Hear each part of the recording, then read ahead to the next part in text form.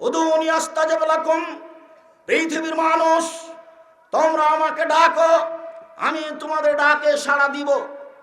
পৃথিবীর মানুষ তোমরা আমার কাছে প্রার্থনা করো, আমি তোমাদের প্রার্থনা কবুল করব। মহান আল্লাহ বলেন, উদু রাব্বাকুম তাজাররুন খুফিয়া, পৃথিবীর মানুষ তোমরা তোমাদের প্রতিপালককে ডাকো অতীব গোপনে, অতীব বিনয়ে। পৃথিবীর মানুষ তোমরা তোমাদের প্রতিপালককে ডাকো অতীব গোপনে, অতীব বিনয়ে, অতীব গোপনে, অতীব বিনয়ে। মহান আল্লাহ বলেন, ওয়াজকুর রাব্বাকা ফি নাফসিক তাজাররুন খিফা। মুহাম্মদ সাল্লাল্লাহু আলাইহি সাল্লাম, আপনি আপনার প্রতিপালককে ডাকুন অতীব বিনয়ে, ভয় ভীতি নিয়ে। ওয়াদুনাল জাহরে মিনাল কওলে, সরবে নয় নীরবে। সরবে ডাকিও না, নীরবে ডাকো, চুপে চুপে ডাকো। মুহাম্মদ সাল্লাল্লাহু আলাইহি সাল্লাম, আপনি আপনার প্রতিপালককে ডাকুন অতীব বিনয়ে, অতীব গোপনে, ভয় ভীতি নিয়ে, নীরবে চুপে চুপে ডাকুন, সরবে নয়। সকালে ডাকুন, বিকেলে ডাকুন, সকালে ডাকুন, বিকেলে ডাকুন। ইজ নাদা রাব্বাহু নিদান খাফিয়া, যখন জাকারিয়া আলাইহিস সালাম তার প্রতিপালককে চুপে চুপে বললেন, বিনয়ের সাথে কান্নাকাটি করে বললেন, প্রতিপালক, মারিয়ামের কাছে গিয়ে দেখলাম অসময়ের ফল। কথার কথা, শীতের দিনে রাজশাহীর ফজলি আম, আসলে রাজশাহীর ফজলি আম নয়, অসময়ের ফল। আমি বললাম, মারিয়াম, তোমার কাছে এই ফল কোথা থেকে আসলো? মারিয়াম বলল, হাজা মিন ইন্দিল্লাহ, এগুলো আল্লাহর পক্ষ থেকে এসেছে। আমি জাকারিয়া বুঝলাম যে আল্লাহ অসময়ে ফল দিতে পারেন, সে আল্লাহ আমাকে সন্তানও দিতে পারেন। আমি বৃদ্ধ মানুষ হয়ে গেছি, হাড় হাড্ডি দুর্বল হয়ে গেছে, মাথার চুল পেকে গেছে, আমার স্ত্রী বন্ধা, বাচ্চা দিতে পারে না। এই সময়ে আল্লাহকে ডাকলে সন্তান পাওয়া যাবে না? যে সন্তান অসময়, যে আল্লাহ অসময়ে ফল দিতে পারেন, সে আল্লাহ আমাকে, বৃদ্ধ মানুষকে, এই বন্ধা স্ত্রীকে সন্তানও দিতে পারে। যেহেতু তোমাকে বললে তুমি ফিরিয়ে দাও না, কাজে এই বৃদ্ধ মানুষকে বন্ধা স্ত্রীর মাধ্যমে একটা সন্তান দাও। গোপনে গোপনে বলছি, চুপে চুপে বলছি। তখন আল্লাহ বলছেন, ঠিক আছে, তোমার কথা মেনে নিলাম, তোমাকে একটা সন্তান দিলাম, যার নাম ইয়াহিয়া। এই ছেলে, তোমাদের যখন দোয়া চলে, আসসালামু আলাইকুম রহমতুল্লাহ, আসসালামু আলাইকুম রব্বানা আতিনা ফিদ দুনিয়া, সবাই আমিন আমিন, এটা সরবে না নীরবে? তাই জিজ্ঞাসা করি ওনাকে যে এর প্রমাণ দেন তো দেখি। কিয়ামত পর্যন্ত সময় থাকলো, তোমার হুজুরকে কিয়ামত পর্যন্ত সময় দিলাম, মানে আমার মরা পর্যন্ত। কোনোদিন কোনো বাক্য ফেরত নেওয়া লাগে না, তবে আমি মানুষ। চিল্লা চিল্লি করে দোয়া করবে, এটা বলিয়ে যে এটা প্রমাণ করতে বলেছে। দুয়ার ধারে কাছে নাই, বিরোধিতা ছাড়া দুয়ার ধারে কাছে নেই। মহিমাগঞ্জের মাটিতে আপনি আব্দুর রাজ্জাক বিন ইউসুফের বক্তব্য বা বই পুস্তক ঠেকিয়ে কি করবেন? সারা পৃথিবী কেমনে ঠেকাবেন? সারা দেশ কেমনে ঠেকাবেন? একদিন যদি প্রোগ্রাম নিই, একদিন 3 বছর লাগবে শেষ হতে। সারাদিন যদি প্রোগ্রাম নিতে থাকি, 3 বছর লাগবে শেষ হতে। কেমনে ঠেকাবেন? আপনি কাল থেকে বক্তব্য ডাকেন, আজকে কত হাজারো লাখো মানুষ উপস্থিত, হাজার হাজার মানুষ উপস্থিত। আপনি কালকে জনগণকে ডাকেন, দেখবেন 5 জন 10 জন 200 জন আছে। কেমনে আপনি হিংসা করেন? ভালোবাসেন, ভালো শান্তি পাবেন। ভালোবাসা সৃষ্টি করেন, শান্তি পাবেন। স্বাগতম জানাতে একবার বগুড়া চলে যাবেন, তাহলে আরো শান্তি পাবেন, খুশি হবেন, আমিও খুশি হব। মহান আল্লাহ বলেন, ওয়াইদা সালাকা ইবাদি আন্নি ফাইন্নী কারিবুন উজিবু দাওয়াতাদ দাঈ ইযা দাআনি। পৃথিবীর মানুষ, মুহাম্মদ সাল্লাল্লাহু আলাইহি সাল্লাম আপনি বলুন, জনগণ আপনাকে জিজ্ঞাসা করে আমার ব্যাপারে। মুহাম্মদ সাল্লাল্লাহু আলাইহি সাল্লাম, জনগণ আপনাকে জিজ্ঞাসা করে আমার ব্যাপারে, আপনি বলে দেন আমি মানুষের নিকটে আছি, যখনই ডাকে তখনই আমি সাড়া দিই। পৃথিবীর মানুষ আপনাকে জিজ্ঞাসা করে আমার ব্যাপারে, আপনি বলে দেন আমি মানুষের পাশে আছি। মানুষ প্রার্থনা করলে, দোয়া করলে আমি তাদের দোয়া কবুল করি।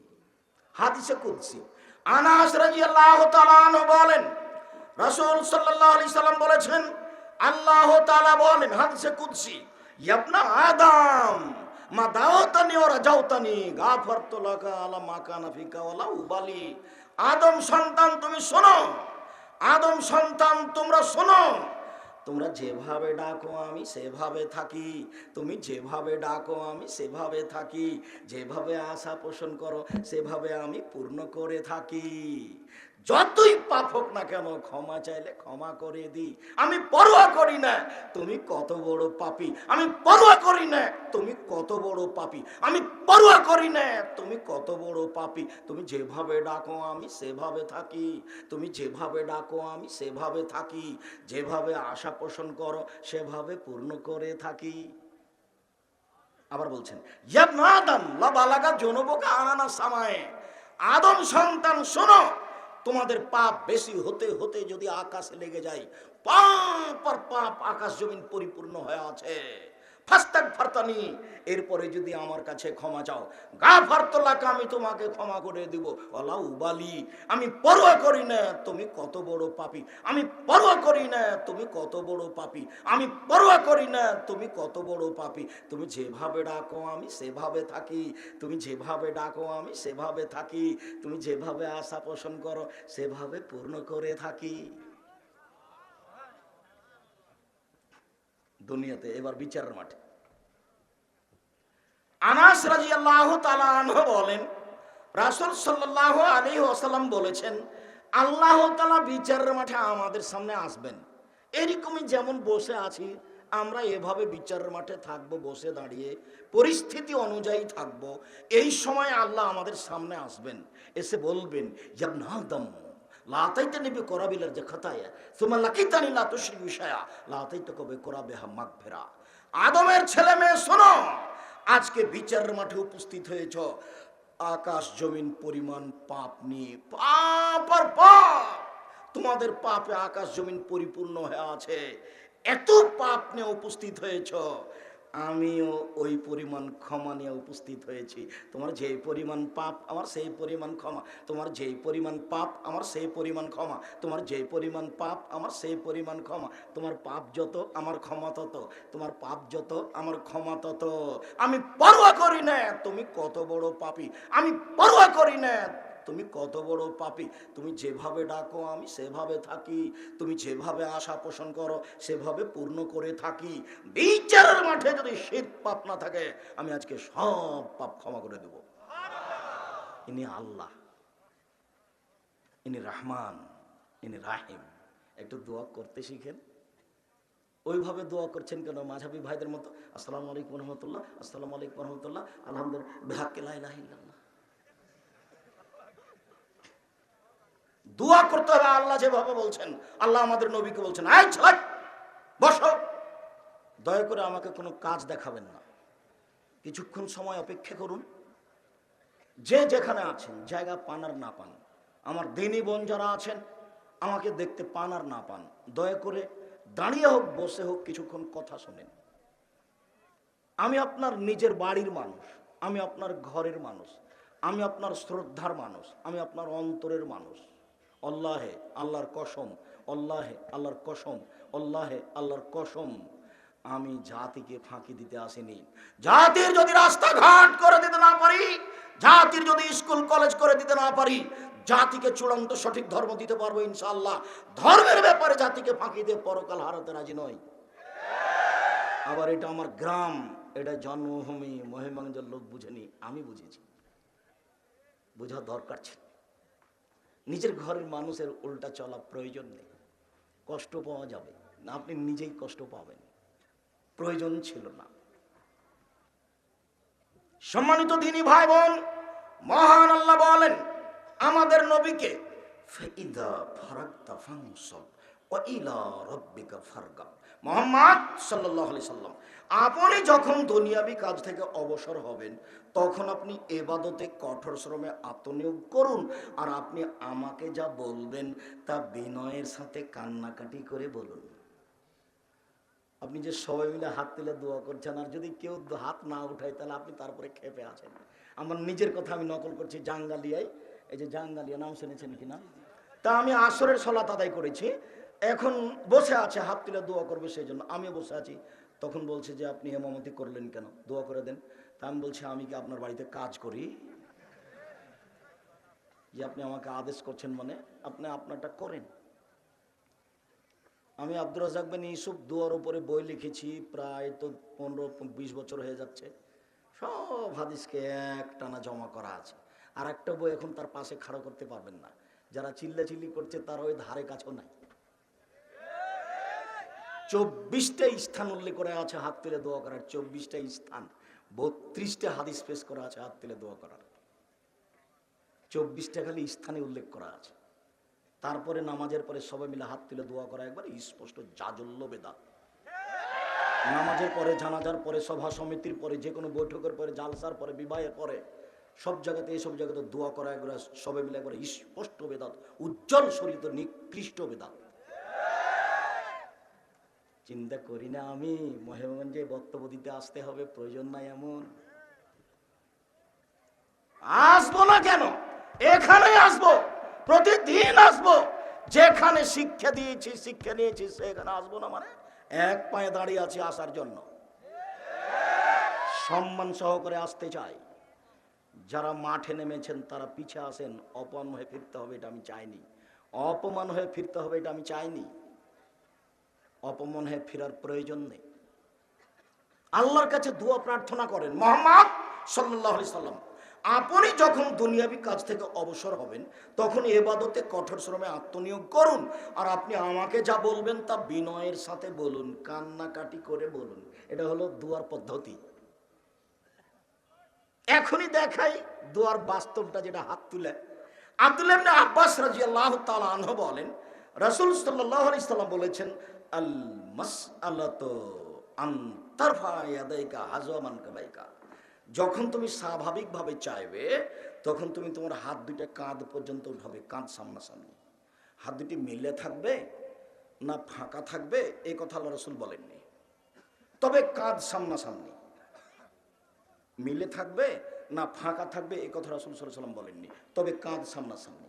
আবার বলছেন অলিবতেহাল, এখনই দিতে হবে। মহিমাগঞ্জে 5 শতক জমি আমাকে এখনই দিতে হবে, যতদূর যাই এখনই দিতে হবে। তখন মিলে না ফাঁকা এই কথা রাসূল সাল্লাল্লাহু আলাইহি ওয়াসাল্লাম বলেননি। তো কিভাবে শুরু, যেটা পরে বলছিলাম সেটা এখনই বলে রাখছি আপনার তাড়াহুড়ার জন্য। বুরায়দা রাদিয়াল্লাহু তাআলা আনহু বলেন, সামিয়া রাসূলুল্লাহ সাল্লাল্লাহু আলাইহি রাজুলান, একটা লোককে আল্লাহর নবী দোয়া করতে শুনলেন। লোকটা বলল, আল্লাহুম্মা ইন্নী আসআলুকা বিআন্নাকা আনতাল্লাহ লা ইলাহা ইল্লা আনতাল আহাদুস সামাদুল্লাযী লাম ইয়ালিদ ওয়া লাম ইউলাদ ওয়া লাম ইয়াকুল লাহু কুফুয়ান আহাদ। এই দোয়াটা পড়লো। তখন আল্লাহর নবী বলছেন, দা বে ইসমিহিল আযম। লোকটা ইসমে আজম দিয়ে দোয়া করেছে, লোকটা ইসমে আজম দিয়ে দোয়া করেছে। এই যা সয়লাবেহি আতা, এই দিয়ে দোয়া করলে দিয়ে দেওয়া হয়, এই দিয়ে দোয়া করলে দিয়ে দেওয়া হয়, এই দিয়ে দোয়া করলে দিয়ে দেওয়া হয়। ওয়াইজা, এই দিয়ে প্রার্থনা করলে আজাবা, কবুল করে নেন। এই দিয়ে প্রার্থনা করলে কবুল করে নেন, এই দিয়ে প্রার্থনা করলে কবুল করা হয়। এর নাম ইসমে আজম, এর নাম ইসমে আজম। উমর রাদিয়াল্লাহু তাআলা আনহু বলেন, রাসূল সাল্লাল্লাহু আলাইহি সাল্লাম বলেছেন, আদ-দুআ বাইনাস সামাই ওয়াল আরদি মাওকুফুন। আসমান জমিনের মাঝে দোয়া ঝুলন্ত আছে, লা ইয়াসাদু, উপরে যাবে না।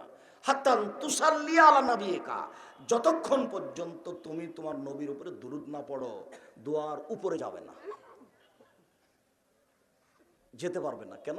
দুরূদ পড়া নাই সেজন্য।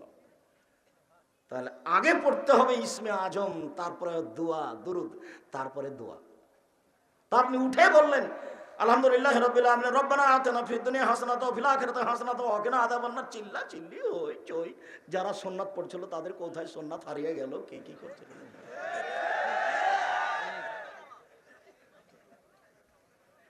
হাত তুলে দেওয়া ব্যক্তিগত ব্যাপার। এই ছেলে, এক খেলে আমার দিকে চেয়ে থাকবে। আপনি আমার দিনী ভাই, আপনাকে আন্তরিকভাবে অনুরোধ জানাচ্ছি, এক খেলে আমার দিকে চেয়ে থাকবেন। এমন ভাবে বসে থাকবেন বা দাঁড়িয়ে থাকবেন পাখি যেন মনে করে আপনি পাথর। আর কেউ কারোর গায়ে হাত দিয়ে অমনোযোগী হবেন না কোনো সময়। আমি আপনার জন্য এসেছি অনেক কষ্ট করে।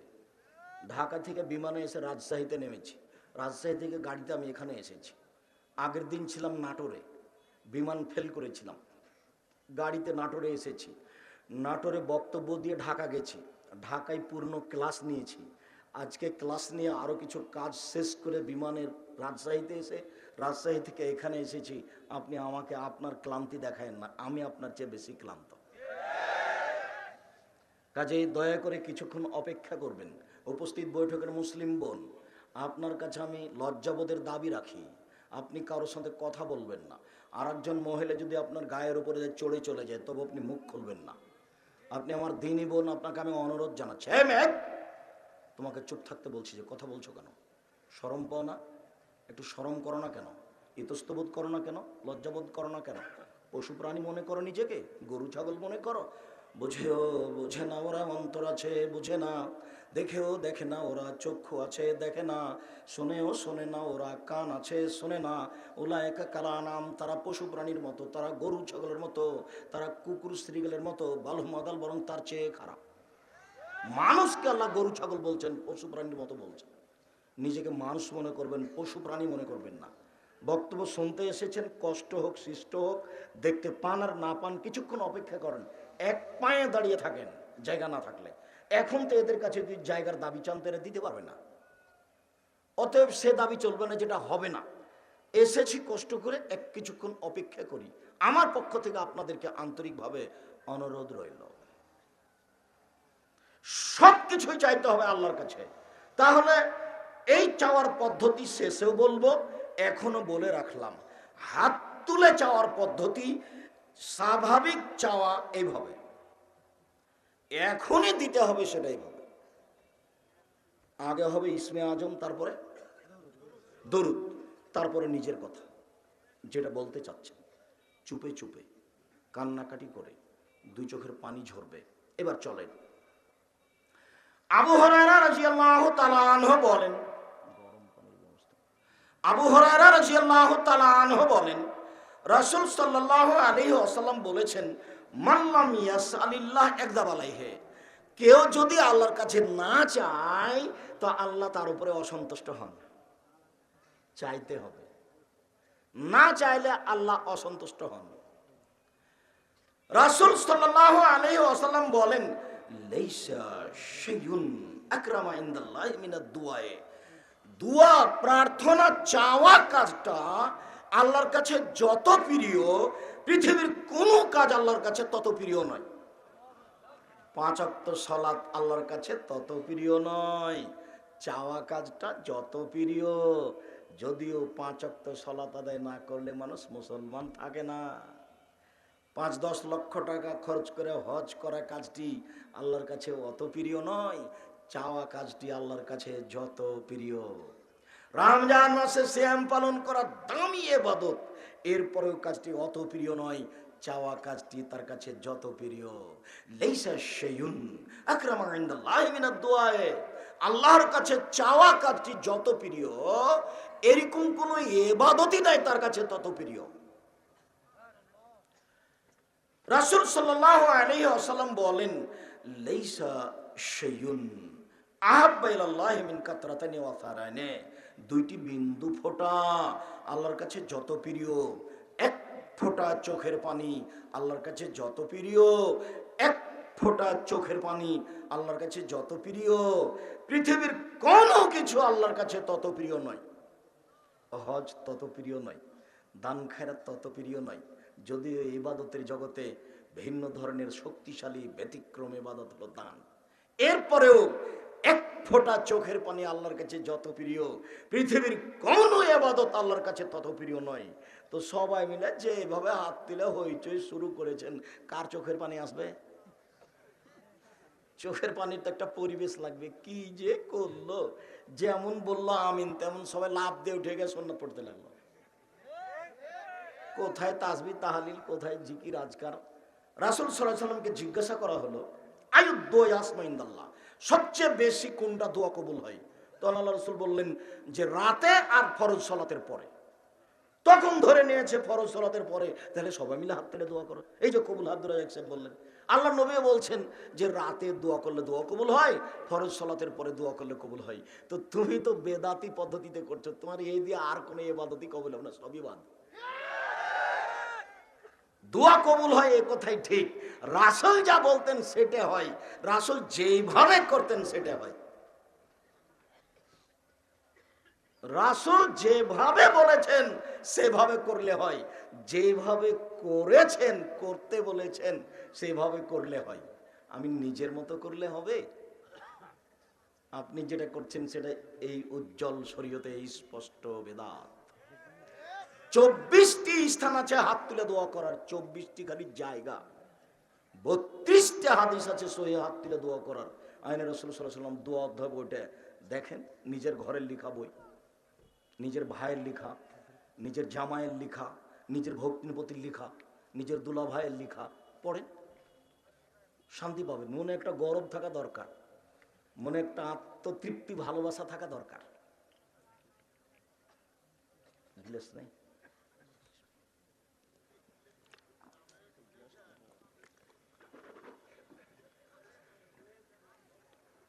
সম্মানিত দিনী ভাই বোন, আবু হুরায়রা রাদিয়াল্লাহু তাআলা আনহু বলেন, রাসূল সাল্লাল্লাহু আলাইহি ওয়াসাল্লাম বলেছেন,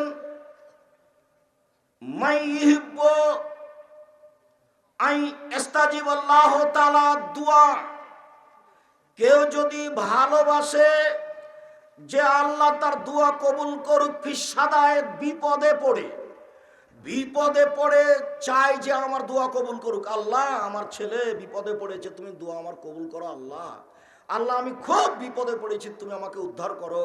এই বিপদে পড়ে যে দোয়া কবুল করা আল্লাহর কাছে চাই, ভালোবাসে, ফায়ুকসুর দোয়া ফির রাখায়, যখন সে ভালো আছে তখন যেন বেশি বেশি দোয়া করে, যখন সে ভালো আছে তখন যেন বেশি বেশি দোয়া করে, যখন ও ভালো আছে তখন যেন বেশি বেশি দোয়া করে, যখন কোনো সমস্যা নেই তখন বেশি বেশি দোয়া করলে কোন সময়ে দোয়া কবুল হবে? তাড়াতাড়ি বিপদে। মনে থাকবে না মনে হয়? ইনশাআল্লাহ। তাহলে ভালো অবস্থায় দোয়া করেন বেশি বেশি, তাহলে বিপদে পড়ে যদি বলেন আল্লাহ বিপদে পড়েছি বাঁচাও, তখন আল্লাহ কবুল করবেন। আর এ তো মহিমাগঞ্জ বাড়ি যৌতুক নিয়েছে, এটা দোয়া তার কবুল হবে না। আবু হুরায়রা রাদিয়াল্লাহু তাআলা আনহু বলেন, রাসূল সাল্লাল্লাহু আলাইহি ওয়াসাল্লাম বলেছেন, ইন্নাল্লাহু তাইয়্যিব, আল্লাহ হচ্ছেন পবিত্র, লা ইয়াকবালু ইল্লা তাইয়্যিবান, আল্লাহ পবিত্র ছাড়া কবুল করেন না।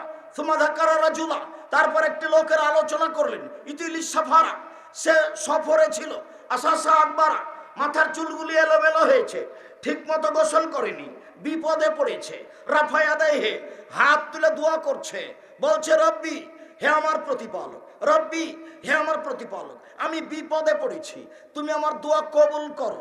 কিন্তু মাতামহু হারামুন, তার খাদ্য আছে হারাম, মাশরাবহু হারামুন, তার পানি আছে হারাম, মালবাসহু হারামুন, তার পোশাক আছে হারাম, গসিয়া বিল হারামে, তার জীবিকা নির্বাহ হারাম, আনা ইস্তাজাবু লাহু, তার দোয়া কি করে কবুল হতে পারে? দোয়া কবুল হবে না। তুমি কি যৌতুক নিয়েছো? দেখো তো তোমার বাপের মুখের দিকে, দেখো তো মুখখান কালো নাকি? যৌতুক নেওয়া হলে তো ওটা হবে না, দোয়া কবুল হবে না, যৌতুক ফেরত দিতে হবে। 24 ঘন্টার মধ্যে তোমার বাপকে যৌতুক ফেরত দিতে হবে। বাপ বেটা ভিক্ষে করে খাবা, ভিক্ষে করে খাবা, মহিমাগঞ্জ স্টেশনে যাবা, বাপ বেটা ভিক্ষা চাইবা দিয়ে দেবে। ভিক্ষা করবা কেন? বাপ বেটা মোহামেদগঞ্জ স্টেশনে যাবা, মানুষের ব্যাগ বোকটা তুলে দিবে, টাকা দিবে সবাই। সন্ধ্যা দেখবে যে 500-600 টাকা হয়ে গেছে। তোমার 500, তোমার বাপের 500, 1000। ভিক্ষা করে খাওয়া কেন? আমি ভিক্ষা করে খাওয়ার জন্য বলিনি। আমি বলেছি ভিক্ষা করা টাকা দিয়ে চাউল কিনে এবাদত করলে, ভাত খেলে এবাদত করলে এবাদত কবুল হবে। যৌতুকের টাকা দিয়ে চাউল কিনে ভাত খেয়ে এবাদত কবুল হবে না। এই যে বললাম, দেখি কোন মায়ের বেটা কিয়ামত পর্যন্ত সময় থাকলে এভাবে উল্টে ধরতে পারে। যৌতুক টাকা হারাম, যৌতুকের টাকা হারাম। শ্বশুরের কাছে যে টাকা নিয়েছে সেটা হারাম। আরো জরুরি যে গাইবান্ধা গোবিন্দগঞ্জ মানে হলো এই যে বোনকে জমি দেবে না, বোনকে জমি দেবে না। ভবিষ্যৎ কোনো সময় যদি বোন জমি চায় তাহলে বলবে আর কোনোদিন বাড়িতে আসবি না, যা 500 টাকা দিচ্ছি হাতে করে চলে যা, আর কোনোদিন এই বাড়িতে আসিস না। চাওয়া মানে সম্পর্ক ছিন্ন করা। এটা কাবিরা গুনাহ, ওটাও কাবিরা গুনাহ, এটাও কাবিরা গুনাহ, ওটাও কাবিরা গুনাহ। ওটা হারাম আর এটা হলো হক নষ্ট। জাহান্নামে চলেই গেছে তো ঢোকেনি কেন? মরেনি এই জন্য। দুটাই আজ থেকে ত্যাগ করতে হবে, দুটাই জরুরিভাবে ত্যাগ করতে হবে। হাত তুলে আপনি দোয়া করেন, দেখেন বিদেশে আছে হাত তুলে দোয়া করছে। রাসূল সাল্লাল্লাহু আলাইহি ওয়াসাল্লাম বলছেন সালাসু দাওয়াতিন মুস্তাজাবাতুন, 3 শ্রেণীর মানুষের দোয়া কবুল হবেই হবে। 3 শ্রেণীর মানুষের দোয়া কবুল হবেই হবে। 3 শ্রেণীর মানুষের দোয়া কবুল হবেই হবে। 1, দাওয়াতুল ওয়ালিদ, বাপ মায়ের দোয়া ছেলে মেয়ের বিরুদ্ধে। 2, দাওয়াতুল মাজলুমে, মাজলুমের দোয়া, যার জমি দখল করে নিয়েছেন তার দোয়া। শ্বশুরের কাছে জোর করে টাকা নিয়েছেন তারই বদদোয়া। মাজলুমের দোয়া তাড়াতাড়ি কবুল হবে। 3, দাওয়াতুল মুসাফির, মানুষ যদি সফরে থাকে আল্লাহকে বলে তাহলে আল্লাহ তার কথা মেনে নেবেন। এই দেখেন লোকটা সফরে আছে, লম্বা সফর, ঠিক মতো গোসল করেনি, মাথার চুল এলোমেলো, হাত তুলে দোয়া করছেন, আল্লাহ তুমি আমাকে বিপদ থেকে বাঁচাও। কিন্তু দোয়া কবুল হলো না। দোয়া কবুল কেন হলো না? খাদ্য আছে হারাম, পানি আছে হারাম, পোশাক আছে হারাম, জীবিকা নির্বাহ হারাম। আরো সমস্যা আছে, এলাকায় কিস্তি আছে, কিস্তিতে টাকা উঠায়। তাহলে কিভাবে দোয়া কবুল হয়? আপনি নামাজের পরে তো বেদাত করেছেন, এটা তো হবেই না। রাতের অন্ধকারে যখন দোয়া কবুল হয় তখন করলে হবে না। দেখবেন রাতের 3 ভাগের 2 ভাগ পার হয়ে গেলে তো দোয়া কবুল হয়। এদিকে এদিকে দেখেন, এই ছেলে এদিকে খেয়াল করো। আবু হুরায়রা রাদিয়াল্লাহু তাআলা আনহু বলেন রাসূল সাল্লাল্লাহু আলাইহি ওয়াসাল্লাম বলেছেন ইয়ানজুলু রাব্বুনা তাআলা ইলা সামাইদ দুনিয়া হিনা ইয়াবকা রাসূলুল্লাহ ইলাল আখির। রাতে যখন 3 ভাগের 2 ভাগ পার হয়ে যায়, রাতে যখন 3 ভাগের 2 ভাগ পার হয়ে যায় তখন আল্লাহ সপ্তম আকাশ থেকে প্রথম আকাশে নেমে আসেন। এই ছেলে, তোমরা যারা সহযোগিতা করছো মুখে কথা বলো কেন? মুখে কথা বললে এত বড় পরিবেশ তো কন্ট্রোল করতে পারবেন না। সবকে হাতের ইশারা করে অনুরোধ করে ঠেকাতে হবে।